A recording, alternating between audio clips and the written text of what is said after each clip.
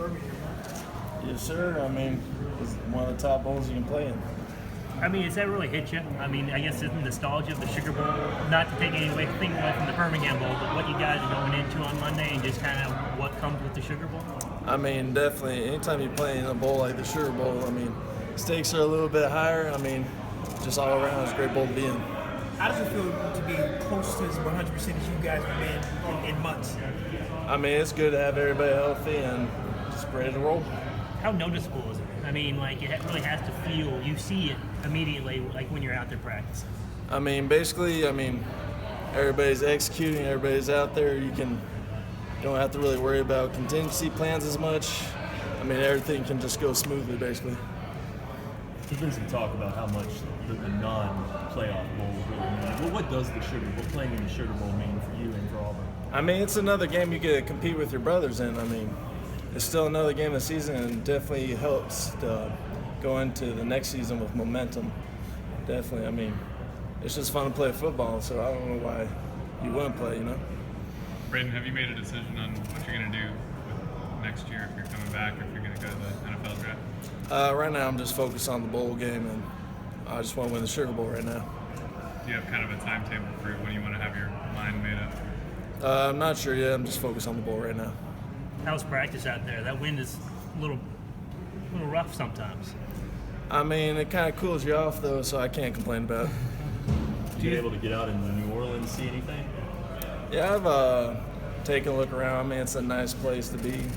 Definitely got a lot of history, so definitely been cool. What's the weirdest thing you've seen? Bourbon Street's got a lot of weird stuff out there. I mean, I still got the rest of the week. You never know what you might run into. So. Is this your first time here in New Orleans? Like, had you seen Bourbon Street before? No, this is my first time. Well, what was your first impression? I mean, what you kind of saw out there? I mean, it's kind of odd just kind of seeing something new for the first time, you know? Hey, what challenges does Oklahoma's front pose for you guys up front? I mean, they're definitely very stout, very good defense. I mean, we're going to have our hands full. We just got to execute. From what I understand, kind of, when you're back in Auburn, you guys are doing the indoor practice facility a lot, oftentimes. When you're out there in the elements, I mean, is it a little bit different, I guess, the routine you go through for practice, or you don't even notice? I mean, really everything's just the same. It's just a different atmosphere, I guess you could say. Do you think this is going to help you, like when you step indoors on Monday? If you're going to run through wind, it's going to really help because you guys are not having to run through that. It's going to feel faster.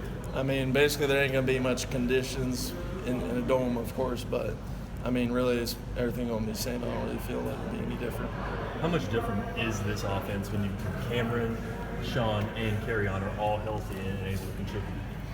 I mean, basically it just lets us do what we want to. I mean, we don't have to really tweak anything. We just do what the base offense is. What part of Kansas does New Orleans compare to? I don't think you can really compare it to that. Two different things right there. Can you look?